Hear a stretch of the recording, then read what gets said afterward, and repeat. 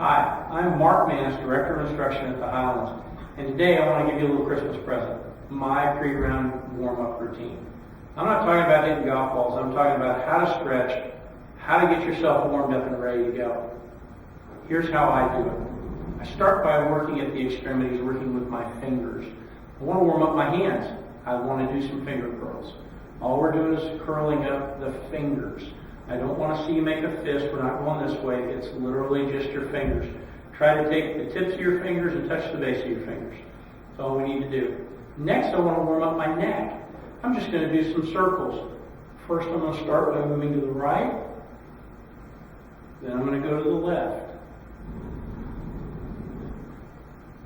In general, 10 or 12 circles, or 4 or 5 circles, 10 or 12 of the curls are enough. Next, I just want to stretch by turning my head to the right. And I'm going to take my hand, I'm actually going to push a little bit and just work for some rotation. Then I'm going to go to the left, go as far as I can, and see what I got for rotation. Now I'm going to go to my wrists. First, I'm going to extend my wrist. Then I'm going to flex my wrist. Again, I'm going to hold these for about 10 count. That's all it's going to take. Next, I'm going to do some wrist hinges. I'm going to take a club or two. In my case, generally, I'm going to use 2 or 3 clubs. I didn't want to grab my whole bag here. And I'm just going to hinge my wrists up. This is the wrist hinge motion in the golf swing. Then I'm going to go the other way. And you're going to find this is a little bit of an exercise. This is going to work your arms a little bit. If you've got enough club in your hand, this weight will be difficult when you get to 10 or 12 repetitions. Next, I'm going to do some wrist rotations. I'm going to hold the club. In this case, I'm going to grip down a little bit because I want to make these a little lighter. I'm going to put my elbow to the side, and we're just going to rotate the club back and forth. Let it go as far as it can. This is a stretch because it's going to force the rotation if you hold the club securely as far as it can go. And B, a strengthening exercise. If you have enough clubs in your hand, again, 10 or 12 repetitions should fatigue you slightly. We're going to do it with both hands. Once we've done those, we're going to start working on the shoulders. And where we go with that is some arm circles. Arms out about shoulder height. You can go into that golfer's grip that we did, that finger curl, and move the circles forward in the direction of your thumbs. 15, 20 of these. After you've done that, I want you to turn palms to the sky, and I want you to go the direction of your thumbs again. You're going to feel an entire different set of muscles working when you do this. Just warming up the shoulder joints. Next, I want you to do what we call elbow curls. I want you to take your knuckles, put them to your temples with your thumbs pointed down. And I want you to go ahead and try to bring your elbows together. You don't have to keep your wrists here like so. It's okay for your wrists to move as you do this. We're just going to bring our elbows together if we can. Continuing on with the shoulders, what I want to do next are arm extensions. I want to clasp my fingers together, and I want to take my hands up over my head as high as I can go. We're even going to extend our head back, our neck back, so we can get it as high as we can get it here. That's a nice stretch in the shoulders. It's also a nice stretch in the upper back, just kind of loosening up and starting that process. After this, I'm going to do some lat stretches. What I'm doing to do this is I'm trying to stretch out these muscles in the upper back. I need something I can grab a hold of. The stretch cage works. Frankly, the canopy bar for a cart will help you.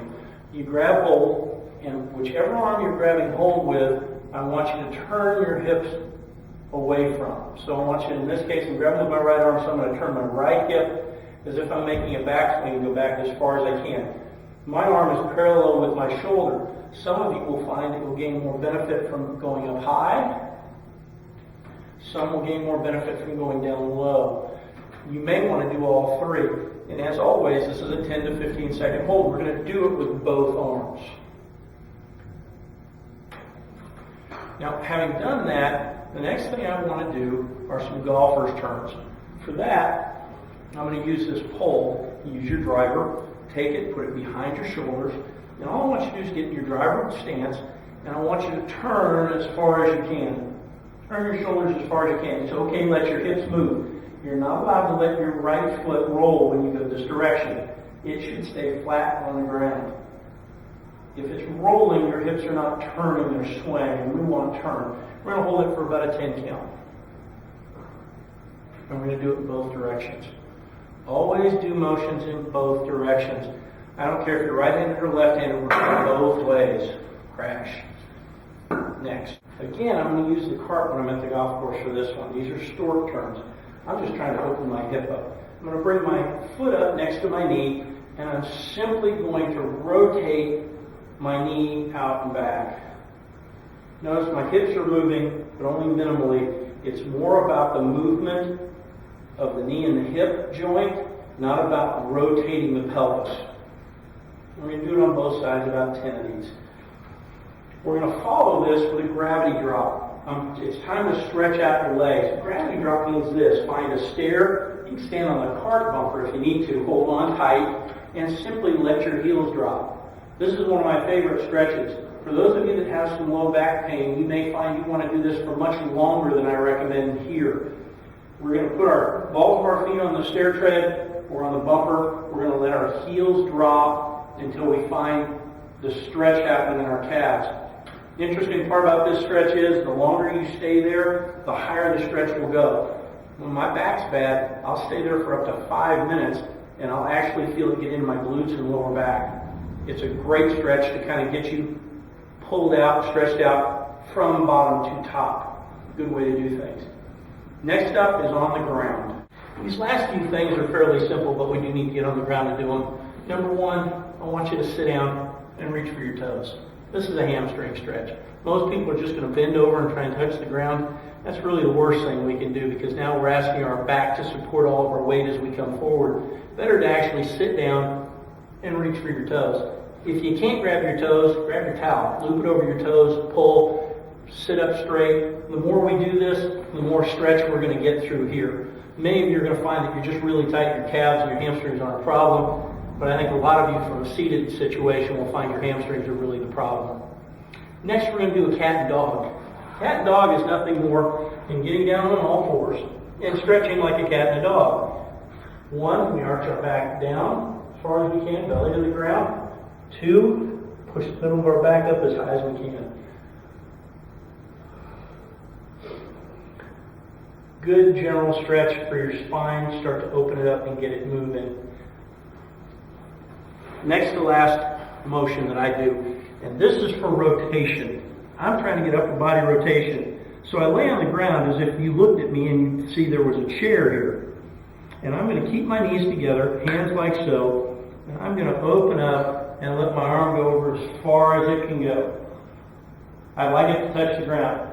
I don't want this knee to come up. If it's coming up, to improve the stretch, I'll actually hold it down and then work and take deep breaths until my shoulder actually touches, my left shoulder touches the ground. I'm going to do this both ways. Take some deep breaths, 3 or 4 deep breaths. That's generally about 10 seconds. The last thing I'm going to do involves my ankles. What I'm going to do is get an ankle up in the air, and I'm going to do some point flexes, and I'm going to do some circles. Again, with both feet, 8 to 10 of each is plenty. All it is to open things up and get yourself moving. I went through this pretty fast. I don't want you to have to sit there and think about it too much. You can always go back and review things as you need to. The key is, if there was a specific motion I was doing and repeating, I want you to do 10 to 12. That's probably plenty. If there's something I ask you to stretch and hold, the general rule is 10 to 15 seconds. A stretch does you no good if it's any shorter than 10 or 12 seconds. Somewhere around that 15-second mark is actually where we feel like we get a stretch and we get to keep what we stretch out. Some exercise specialists don't believe in this type of stretching. They think you're just building some flexibility that you may not normally have and it may cause you problems. My belief is if you do it on a consistent basis before you play, you're actually helping your body by opening it up so you can make a bigger range of motion more freely, more easily. I think that's a benefit. So do these stretches, work at it a little bit, see if this doesn't help you out. I'm absolutely certain if you do this, we're going to see fewer injuries in the coming year. I hope you have a Merry Christmas, a Happy Hanukkah, and I look forward to seeing you in the coming year.